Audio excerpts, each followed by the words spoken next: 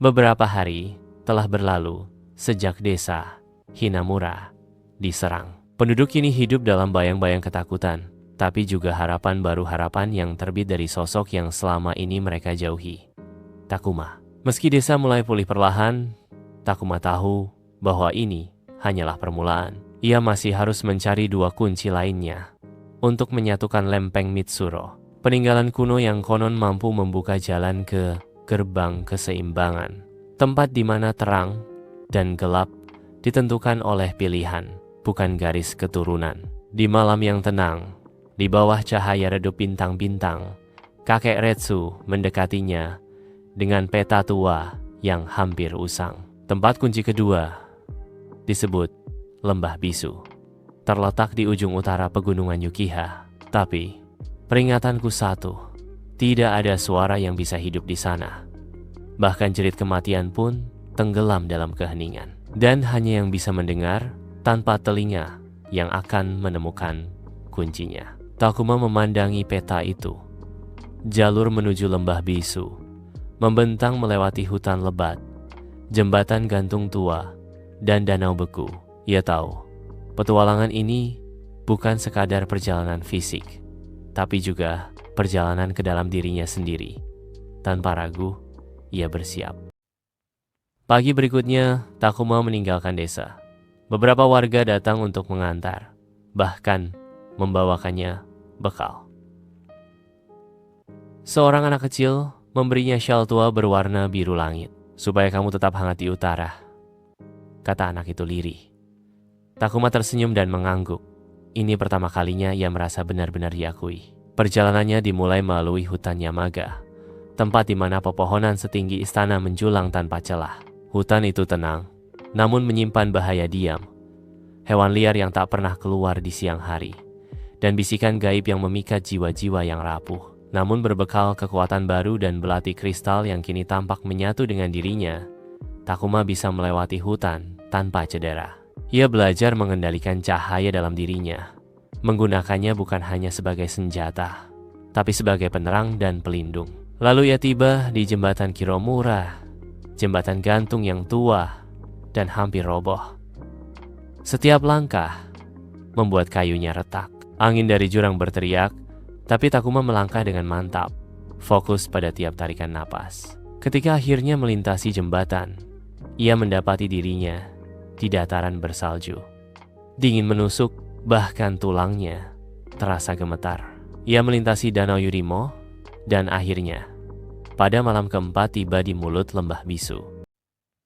Langit di atas lembah itu aneh, tidak bergerak, tidak berangin, tidak berbintang. Saat Takuma memasuki lembah, satu hal segera terasa. Sunyi. Bukan sunyi seperti malam, atau seperti ruang kosong, tapi sunyi total. Tak ada suara langkah kaki, tak ada desir angin, bahkan degup jantungnya sendiri pun tak terdengar. Ia mencoba berbicara, mulutnya bergerak, tapi tak ada suara keluar. Keheningan itu begitu tebal, seolah membungkus dunia. Sejenak Takuma panik, tapi ia menenangkan diri, mengingat kata-kata kakek Retsu. Hanya yang bisa mendengar, tanpa telinga, yang akan menemukan kuncinya. Ia memejamkan mata. Ia mengatur napas. Dan untuk pertama kalinya, Takuma mendengarkan dengan hatinya. Lalu, dalam keheningan yang pekat, suara muncul, bukan suara fisik, melainkan gema dari dalam dirinya. Takuma, apakah kau mencari kebenaran atau pelarian? Takuma membuka mata. Di hadapannya, berdiri sosok dirinya sendiri, lebih tua, lebih tenang, mengenakan jubah putih dengan simbol spiral bercahaya di dadanya. Apa maksudmu? Tanya Takuma. Meski tak bersuara, hanya berpikir. Sosok itu menjawab dalam pikirannya. Kunci keheningan tak bisa ditemukan oleh mereka yang ingin lari dari masa lalu. Kau membawa luka, kemarahan, dendam. Lembah ini menelanjanginya semua. Jika ingin menemukan kunci, kau harus menerima semua itu. Takuma terdiam. Di sekelilingnya, lembah mulai berubah. Kabut tebal muncul, Dan dalam kabut itu muncul bayangan-bayangan masa lalu. Anak-anak desa yang mencemoohnya. Orang dewasa yang menutup pintu saat ia meminta bantuan. Malam saat ia menangis sendirian di rumah tua, memeluk syal ibunya yang tak lagi harum. Tangannya gemetar.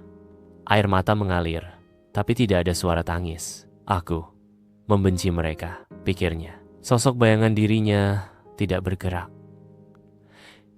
Dan apakah kebencian itu bagian darimu? Iya, tapi aku juga ingin melindungi mereka, balas Takuma. Karena jika aku membiarkan kebencian menguasai, aku tidak akan menjadi berbeda dari mereka. Seketika, kabut pecah.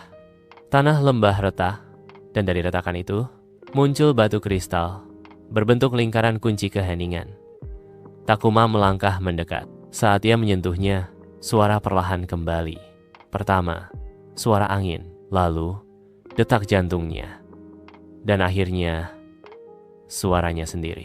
Aku mendengar, dan suara lembut dari kejauhan menjawab, entah dari mana asalnya. Maka kau telah melewati ujian kedua. Takuma dari Mitsuru. 2 kunci telah di tangan. 1 lagi menanti, di tempat di mana terang pun takut menjejak. Takuma meninggalkan lembah bisu dengan langkah mantap. 2 kunci kini ada di tangannya. Kunci cahaya dan kunci keheningan. Namun ia tahu musuhnya juga telah bergerak. Saat ia melintasi danau beku dalam perjalanan pulang, bayangan besar melintasi langit. Sebuah sosok terbang hitam seperti burung, tapi berukuran raksasa. Dari kejauhan terdengar raungan rendah. Mereka mencarimu, bisik angin. Takuma menggenggam kedua kunci erat-erat. Kini ia tahu satu hal penting.